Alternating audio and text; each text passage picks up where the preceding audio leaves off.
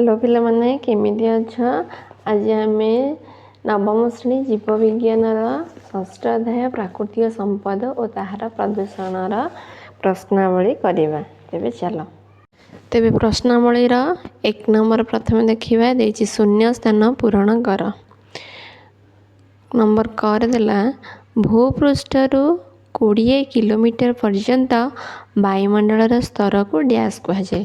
आम जाने आमर वायुमंडल को मुख्यतः 5टी स्तर विभक्त होइछि एवं प्रथम स्तर जहाँकि वायुमंडल जस्ट उपरकू थाए जहाँकि 20 किलोमीटर पर्यंत थाए ताकू आम ट्रोपोस्फियर बोलू कही थाउ।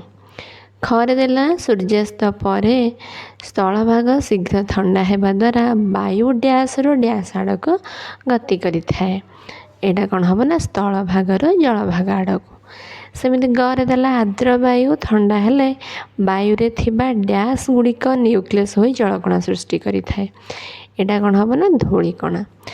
घर देला विश्व जलवायु परिवर्तन डैश मुख्य कारण अटे ना विश्व उष्मायन। तापर देला जो प्रक्रिया वर्षा समय वायुमंडल दूषित बाष्प वर्षा जल सहित मिसी अम्ल आकार भूपृष्ठ पड़ी थाए ताहाको डैश कहा जाए। ताहाको अम्ल वर्षा बा एसिड रेन बोली कहा जाए। तेबे ये थिला हमर नंबर 1 नंबर क्वेश्चन आंसर।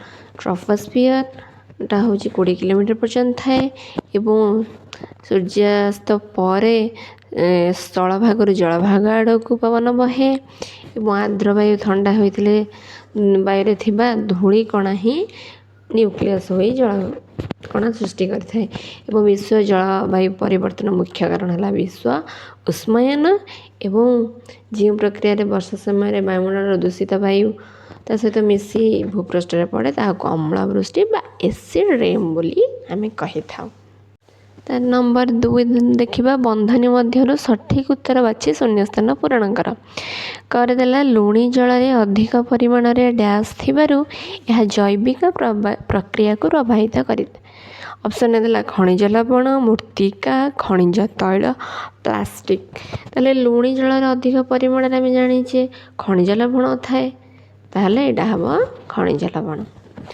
तापर खदेला पत्थर उपरे बंची रहिबा को डैश सक्षम होइथांदे। ऑप्शन देला साइकस लाइकेन आंब गछ नड़िया गछ। आम जाने पत्थर उपरे केवल लाइकेन ही बंची पारिबो बा ग्रो करी पारिबो। तापर गरे देला भूपृष्ठ रे ऊपर स्तर को मूर्तिका को डैश कहे जे। ऑप्शन देला अंधमूर्तिका उपमूर्तिका पृष्ठमूर्तिका प्रस्तर स्तर। अच्छा एठेरे पिला माने कोन टी कन्फ्यूजन हो जाती उपमूर्तिका पृष्ठमूर्तिका मध्य मात्र भूपृष्ठ जो ऊपर स्तर थाए ताहाको मन रखिया ताहा होची पृष्ठमूर्तिका।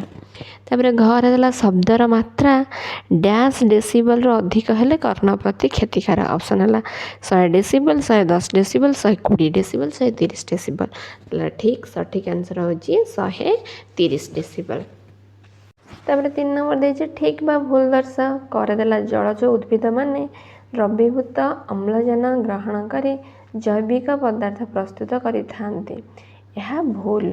खरदेला पृथ्वी पृष्ठर जीव मान को यूवी रश्मि बा जोटा आम कहूँ अल्ट्राभायोलेट रे जोटा अति बाइगणी रश्मि सूर्य ठार आसी थाए ताहाको ओजोन स्तर जोटा आमर थाए सी आमको रक्षा करे। यह ठीक अटे। तापर देला जैव पदार्थ गुड़िकर अपघटन अणुजीव मान द्वारा संभव होता है। यह संपूर्ण भाव ठीक। जदि अणुजीव न थांते आम जाने जैव पदार्थ गुड़ा सेमिति अपघटन होना सेमिति पची सड़ी गदा होकर रही था। वायुमंडल घर देला वायुमंडल सबुज उद्भिद माने अंगारकाम्ल शोषण करी शर्करा जातीय खाद्य प्रस्तुत करिथांती। यह ठीक। उमरे देला अणुजीव माने जैव पदार्थ गुड़िकर अपघटन करने पाई हीलियम आवश्यक बा दरकार करथाए। यह भूल अटे।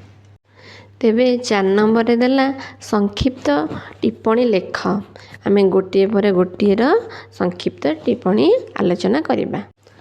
तो नंबर 4 कर थिला वायुर गति विषय संक्षिप्त टिप्पणी। ताले आम कहिबा जे उत्तप्त जगार वायुर घनत्व सदाबेले कम थाए ଏବଂ ଯେଉଁଠି ଥଣ୍ଡା ଜାଗା ସେଇ ଜାଗାର ବାୟୁର ଘନତ୍ୱ ବେଶୀ ଥାଏ। ତ ଯେହେତୁ ଗୋଟେକାର ବାୟୁର ଘନତ୍ୱ କମ୍ ଗୋଟେ ଜାଗାର ବେଶୀ, ତାର ସମାନତା କରିବା ପାଇଁ ଯେଉଁଠି ଅଧିକ ଘନତ୍ୱ ଥାଏ ସେଇଠାରୁ କମ୍ ଘନତ୍ୱ ଜାଗାକୁ ବାୟୁ ଗତି କରିଥାଏ। ଅର୍ଥାତ୍ ଜଳଭାଗ ଠାରୁ ସ୍ଥଳଭାଗ ଆମେ ଜାଣିଛେ ଜଲ୍ଦି ଉତ୍ତପ୍ତ ହୋଇଥାଏ। ତେଣୁ ଦିନ ସମୟରେ ସ୍ଥଳଭାଗ ବାୟୁ ଉତ୍ତପ୍ତ ହୋଇ ଘନତ୍ୱ କମିଯାଏ। ତେଣୁ ଜଳଭାଗରୁ ସ୍ଥଳଭାଗ ଆଡ଼କୁ ବାୟୁ ପ୍ରଭାବିତ ହୁଏ। ମାତ୍ର ସୂର୍ଯ୍ୟାସ୍ତ ପରେ ପୁରା ବିପରୀତ କଥା ହୁଏ। ତେଣୁକରି ପରେ ରାତି ସମୟରେ ସ୍ଥଳଭାଗ ଠାରୁ ଜଳଭାଗର ବାୟୁ ଉତ୍ତପ୍ତ ଥାଏ। ତେଣୁ ବାୟୁ ରାତିରେ ସ୍ଥଳଭାଗରୁ ଜଳଭାଗ ଆଡ଼କୁ ଗତି କରିଥାଏ। ଏହା ହେଉଛି ବାୟୁର ଗତିର ସଂକ୍ଷିପ୍ତ ଟିପ୍ପଣୀ। ଖର ସଂକ୍ଷିପ୍ତ ଟିପ୍ପଣୀରେ ଦେଇଥିଲା ମୂର୍ତ୍ତିକା ସଂରକ୍ଷଣ। ମୂର୍ତ୍ତିକା ଆମେ ଜାଣିଛେ ଗୋଟେ ବହୁତ ମୂଲ୍ୟବାନ ସମ୍ପଦ। ତ ଏଇ ମୂଲ୍ୟବାନ ସମ୍ପଦ ସୃଷ୍ଟି ହେବା ପାଇଁ ବହୁତ ବର୍ଷ ଲାଗିଥାଏ, ବହୁତ ବର୍ଷ। କାରଣ ଏହା ଗୋଟେ ମନ୍ଥର ପ୍ରକ୍ରିୟା, ବହୁତ ଧୀର ପ୍ରକ୍ରିୟା। ପ୍ରାୟ 1 ମିଲିମିଟର ମାତ୍ର 1 ମିଲିମିଟର ମୂର୍ତ୍ତିକା ସ୍ତର ସୃଷ୍ଟି ହେବା ପାଇଁ ଶହ ବର୍ଷ ଲାଗିଯାଇଥାଏ। ଏବଂ ଆମେ ଜାଣିଛେ ଜଙ୍ଗଲ କ୍ଷୟ, ଗଛ କାଟିଲେ, ରାସ୍ତାଘାଟ ନିର୍ମାଣ କଲେ ଜନସଂଖ୍ୟା ବୃଦ୍ଧି ହେଉଛି। ଫଳରେ ଆମର ଅଧିକ ଘର ଦରକାର, ରାସ୍ତା ଦରକାର। ଫଳରେ ଆମେ ଭୂମି ହ୍ରାସ କରୁଛେ, ଜଳଧାରାର ପଥ ପରିବର୍ତ୍ତନ, ଏହିସବୁ କାରଣ ଦ୍ୱାରା ପୃଷ୍ଠ ମୂର୍ତ୍ତିକା ଧୀରେ ଧୀରେ କ୍ଷୟ ହେଉଛି। ଏଥିପାଇଁ ଆମେ ବୃକ୍ଷରୋପଣ କରିବା, ନୂଆ ଗଛ ଲଗାଇବା, ନୂଆ ଜଙ୍ଗଲ ସୃଷ୍ଟି କରିବା। ଏମିତି କଲେ ଆମେ ମୂର୍ତ୍ତିକା ସଂରକ୍ଷଣ କରିପାରିବା। ଗରେ ଦେଲା ଜୈବିକ ଯବକ୍ଷାରଜାନ ବିବର୍ଦ୍ଧନ। ଆମେ ଜାଣିଛେ କିଛି ବ୍ୟାକ୍ଟେରିଆ ବାୟୁରେ ଯେଉଁ ଆମର ଯବକ୍ଷାରଜାନ, ଆମେ ଜାଣିଛେ ଆମେ ଜୀବମାନେ ଯବକ୍ଷାରଜାନକୁ ସିଧାସଳଖ, ଯେମିତି ଆମେ ସିଧାସଳଖ ଅମ୍ଳଜାନକୁ ଗ୍ରହଣ କରୁଛେ, ଯବକ୍ଷାରଜାନକୁ ଗ୍ରହଣ କରିପାରିବା ନାହିଁ। ତ କିଛିଟା ବ୍ୟାକ୍ଟେରିଆ କ'ଣ କରନ୍ତି, ଯେଉଁମାନେ ଯବକ୍ଷାରଜାନ ଅଣୁକୁ ଏମୋନିଆ ମାନେ NH4+ ପରିଣତ କରନ୍ତି। ଆମେ କହିପାରିବା ରାଇଜୋବିୟମ୍ ବ୍ୟାକ୍ଟେରିଆ, ଡାଲି ଜାତୀୟ ଯେଉଁତିକ ଗଛ ଅଛି ଆମର, ଯେମିତିକି ମୁଗ, ବିରି, କୋଳଥ, ଶିମ୍ବ, ହରଡ଼, ଏସବୁ ଯେତିକ ଡାଲି ଜାତୀୟ ଗଛ ତାର ଚେରର ମୂଳରେ ଥାଇ ସେମାନେ ଏଇ ଯବକ୍ଷାରଜାନ ବିବର୍ଦ୍ଧନ କରନ୍ତି।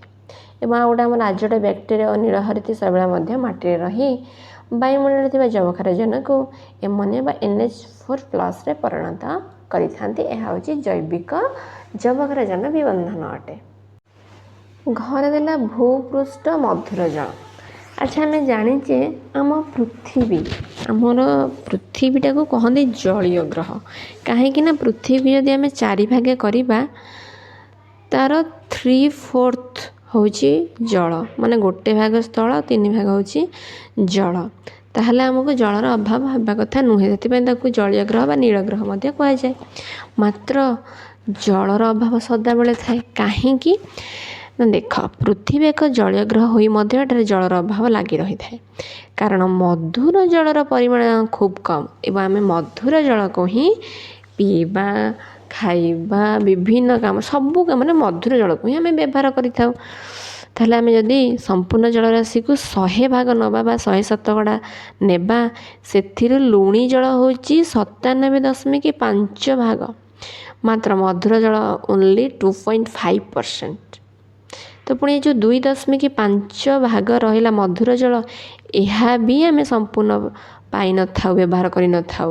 କ'ଣ ହୁଏ ନା ଏହି 2.5 ବା 2.5% ମଧୁର ଜଳରୁ ଆମେ ଅଳ୍ପ କିଛିକୁ ବ୍ୟବହାର କରୁଛେ। କାରଣ ଏଇ 2.5ରୁ ମେରୁ ଅଞ୍ଚଳରେ 1.97% ରହିଯାଉଛି, ଯେଉଁଟାକୁ ଆମେ ବ୍ୟବହାର କରିପାରିବା ନାହିଁ। ମାଟି ଭିତରେ ଭୂତଳ ଜଳ ହେଇକି ରହିଲା 0.50%, ନଦୀ ଓ ହ୍ରଦରେ ରହିଲା 0.02%, ମୂର୍ତ୍ତିକା ଓ ବାଷ୍ପରେ ରହିଲା 0.01% ଏବଂ ବାୟୁର ଜଳୀୟ ବାଷ୍ପରେ ମଧ୍ୟ 0.001% ରହିଲା। ତ ଏହିସବୁ କାରଣ ପାଇଁ ଆମେ ମଧୁର ଜଳର ଘୋର ଅଭାବ ଆମର ହୋଇଥାଏ। ମୋର ଦେଲା ବାୟୁ ପ୍ରଦୂଷଣ। ବର୍ତ୍ତମାନ ସମୟରେ ବାୟୁ ପ୍ରଦୂଷଣଟା ହେଉଛି ଗୋଟେ ଘୋର ସମସ୍ୟା, ବଡ଼ ସମସ୍ୟା ଆମର। ଏଇ ବାୟୁ ପ୍ରଦୂଷଣ ଆମେ ଜାଣିଛେ ଅଧିକ ଯାନବାହନ, କଳକାରଖାନା, ବିଭିନ୍ନ ପର୍ବପର୍ବାଣିର ହେଉଥିବା ଆମର ଯେଉଁ ବାଣରୁ ନିର୍ଗତ ଦୂଷିତ ବାୟୁ ହିଁ ବାୟୁର ମାନକୁ ଆମର ଦିନକୁ ଦିନ ହ୍ରାସ କରୁଛି। ଏହା ହିଁ ବାୟୁ ପ୍ରଦୂଷଣ। ତ ପ୍ରଦୂଷିତ ବାୟୁରେ ଅଙ୍ଗାରକାମ୍ଳ, ଅଙ୍ଗାରକ କଣା, ଗନ୍ଧକ ଅକ୍ସାଇଡ଼, ଯବକ୍ଷାରଜାନ ଅକ୍ସାଇଡ଼ ଏଇସବୁ ରହିଥାଏ, ଯେଉଁଟାକି ଆମ ମାନେ ମଣିଷ କ'ଣ ସମସ୍ତ ଜୀବଜଗତ ପାଇଁ କ୍ଷତିକାରକ। ଏବଂ ଏହିସବୁ ଯେତେବେଳେ ବର୍ଷା ଜଳ ସହିତ ମିଶିଯାଏ ଏମାନେ ସବୁ ଏସିଡ଼୍ ଅମ୍ଳ ହେଇଯାଆନ୍ତି, ଯେଉଁଟାକୁ ଆମେ ଅମ୍ଳ ବର୍ଷା କହୁଛେ। ଏବଂ ଏହା ଯେତେବେଳେ ଭୂପୃଷ୍ଠରେ ପଡ଼େ, ପୁଷ୍କରିଣୀ, ହ୍ରଦ ଆଦିରେ ପଡ଼େ, ସମସ୍ତ ଜୀବଜଗତକୁ ନଷ୍ଟ କରିଥାଏ। ତ ଅତ୍ୟଧିକ ଧୂଳିକଣା ଥଣ୍ଡା ପାଖରେ ମଧ୍ୟ ଜଳକଣା ସହିତ ମିଶି ସ୍ମଗ୍ କରିଥାନ୍ତି ଏବଂ ଫଳରେ ବିଭିନ୍ନ ରୋଗ, ଆଲର୍ଜି, କର୍କଟ, ହୃଦରୋଗ, ଚକ୍ଷୁ ରୋଗ, ଚର୍ମ ରୋଗ, ଶ୍ୱାସ ରୋଗ, ବିଭିନ୍ନ ପ୍ରକାର ରୋଗ କେବଳ ଆମେ ମଣିଷ ନୁହଁ ସମସ୍ତ ଜୀବଜନ୍ତୁ, ପଶୁ ପକ୍ଷୀ, ଗଛଲତା ସମସ୍ତଙ୍କୁ ରୋଗ କରାଇଥାଏ ଏହି ବାୟୁ ପ୍ରଦୂଷଣ। ତେବେ ପିଲାମାନେ ଆମେ 4 ନମ୍ବରର ବାୟୁର ଗତି, ମୂର୍ତ୍ତିକା ସଂରକ୍ଷଣ, ଜୈବିକ ଯବକ୍ଷାରଜାନ ବିବନ୍ଧନ, ଭୂପୃଷ୍ଠର ମଧୁର ଜଳ, ବାୟୁ ପ୍ରଦୂଷଣ ଏହି ପର୍ଯ୍ୟନ୍ତ ସାରିଲେ ବାକି ଆମେ ନେକ୍ସଟ ପାର୍ଟରେ 4 ନମ୍ବରର ଚ, ଛ, ଜ, ଝ ଏବଂ ତାପରେ ନମ୍ବର ଥିବା 5, 6, 7, 8, 9, 10କୁ ସାରିବା। ଏବଂ ଆପଣମାନେ ମୋ ଭିଡ଼ିଓକୁ ଦେଖନ୍ତୁ, ଭଲ ଲାଗିଲେ କମେଣ୍ଟ କରନ୍ତୁ, ପ୍ଲିଜ୍ ସବସ୍କ୍ରାଇବ୍ କରନ୍ତୁ, ସେୟାର କରନ୍ତୁ। Thank you.